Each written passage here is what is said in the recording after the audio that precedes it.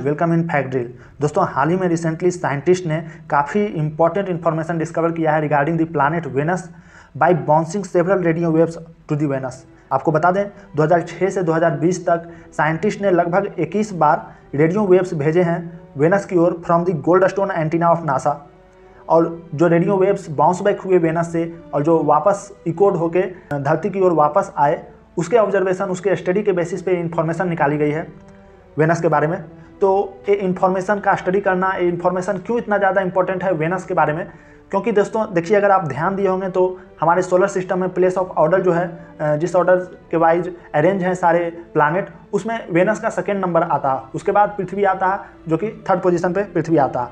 और स्ट्रक्चर अगर वेनस का देखें तो काफ़ी ज़्यादा सिमिलर है अर्थ के। हालांकि अर्थ से उसका साइज़ थोड़ा छोटा है, लेकिन स्ट्रक्चर काफ़ी ज़्यादा सिमिलर है। साथ ही साथ वेनस उन दो प्लैनेट्स में आता है, पहला तो यूरेनस और दूसरा वेनस, जिसका direction around axis of direction जो है रोटेशन का अराउंड एक्सिस वो फ्रॉम ईस्ट टू वेस्ट है। बाकी सारे जो प्लैनेट जैसे कि अर्थ हैं और जो रेस्ट ऑफ द प्लैनेट है हमारे सोलर सिस्टम में, उसका डायरेक्शन ऑफ रोटेशन है west to east, while Uranus और वेनस का direction of rotation just opposite है अर्थ का, फ्रॉम ईस्ट टू वेस्ट। देखिए यहाँ पे आपको फिगर में भी दिख रहा होगा, सेकेंड नंबर पर हमारा जो रेड कलर का है वो वेनस है, उसका डायरेक्शन जो रोटेशन है, रोटेट कर रहा है, वो पृथ्वी के जस्ट अपोजिट है, वेस्ट टू ईस्ट।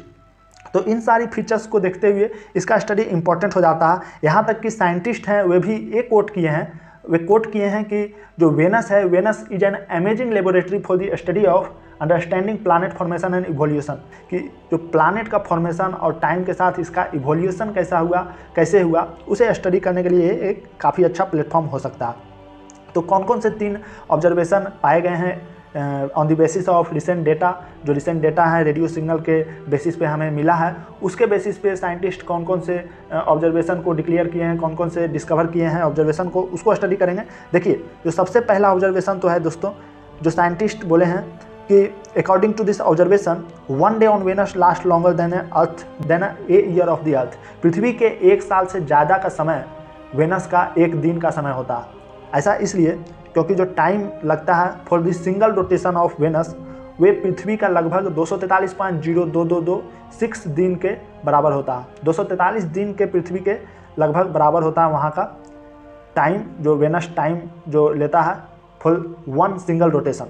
दूसरी जो रीजन है आप कह सकते हैं, जो रोटेशन है वेनस का, उस पर भी ये बेस्ड है।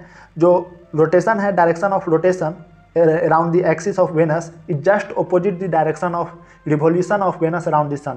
जिस डायरेक्शन में वेनस रिवॉल्व करता है सन के अक्रॉस, उसके अपोजिट डायरेक्शन में ये रोटेट कर रहा होता है अपने एक्सिस के अराउंड, जिसके कारण वहाँ डे काफ़ी ज़्यादा लॉन्ग हो जाता है पृथ्वी से कंपेयर करें तो ये एक रीज़न है।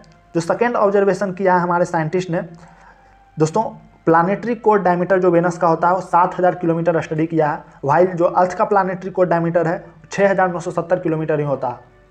वेनस का जो कोर है वो कौन कौन से मटेरियल को कंस्टिट्यूट करता है, तो निकेल और आयरन को कंस्टिट्यूट करता है। हालांकि ये अभी कंफर्म नहीं कर पाए हैं on the basis of present data, जो इन्फॉर्मेशन है उनके पास, कि जो निकेल और आयरन है इसके कोर में वो मोल्टेन स्टेट में है या फिर सॉलिड स्टेट में है, उसका स्टेट क्या है, इनर कोर में या फिर वो सॉलिड स्टेट में है और आउटर कोर में लिक्विड है।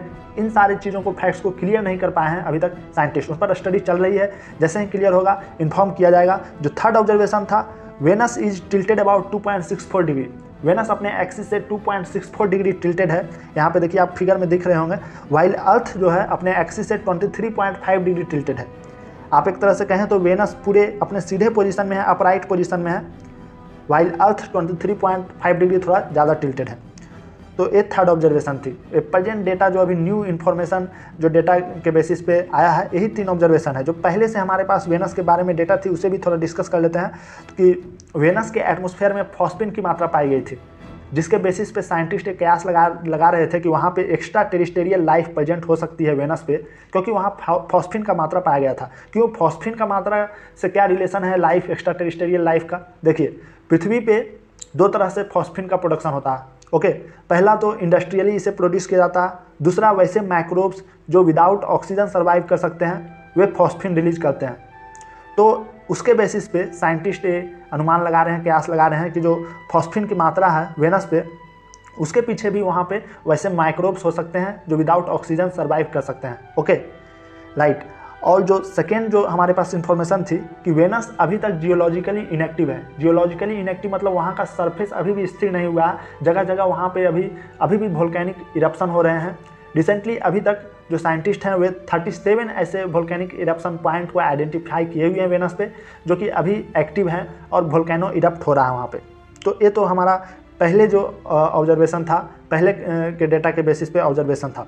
एटमॉस्फेयर के बारे में नेक्स्ट हम डिस्कस कर लेते हैं, वहाँ का एटमॉस्फेयर कैसा है। तो दोस्तों वहाँ का एटमॉस्फेयर काफ़ी ज़्यादा थिक है और टॉक्सिक है। टॉक्सिक क्यों है? क्योंकि एटमॉस्फेयर कंटेन करता है काफ़ी ज़्यादा मात्रा में कार्बन डाइऑक्साइड और clouds of sulphuric acid droplets है उसके एटमॉस्फेयर में। इसका सरफेस का टेम्परेचर 471 डिग्री सेल्सियस तक पहुँच जाता है। इतना टेम्परेचर आपको बता दें कि सफिशियंट होता है टू मेल्ट लीड जो पीबी होता है उसको मेल्ट करने के लिए टेम्परेचर काफ़ी ज़्यादा सफिशियंट है। इसके पीछे कारण क्या है? तो एक फेनोमेनन है जिसे कि रनवे ग्रीन हाउस इफेक्ट कहते हैं, उसी के कारण ऐसा होता है।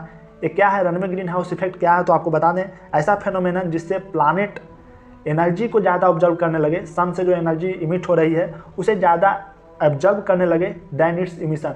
जितना एनर्जी ये इमिट कर रहा होता है उससे अगर ज़्यादा ऑब्जर्व करने लगे कोई प्लानेट तो वहाँ पे टेम्परेचर तो बढ़ना स्वाभाविक है, और उस इफेक्ट को कहते हैं रनवे ग्रीन हाउस इफेक्ट। आगे और भी कई मिशंस चल रही है वेनस के लिए। आगे आने वाले दिनों में इसरो भी लॉन्च करेगा वेनस के लिए मिशन, जिसका कि नाम शुक्रयान रखा गया है। तो आगे जो भी अपडेट्स होगी रिगार्डिंग दिस मिशन और कोई भी इन्फॉर्मेशन आती है वेनस के बारे में उसको कवर करेंगे। तो वीडियो को लाइक करें और साथ ही साथ चैनल को सब्सक्राइब कर लें for more further update regarding this. मिलते हैं आपसे नेक्स्ट वीडियो में। सी यू नेक्स्ट वीडियो। तब तक के लिए keep learning and stay motivated.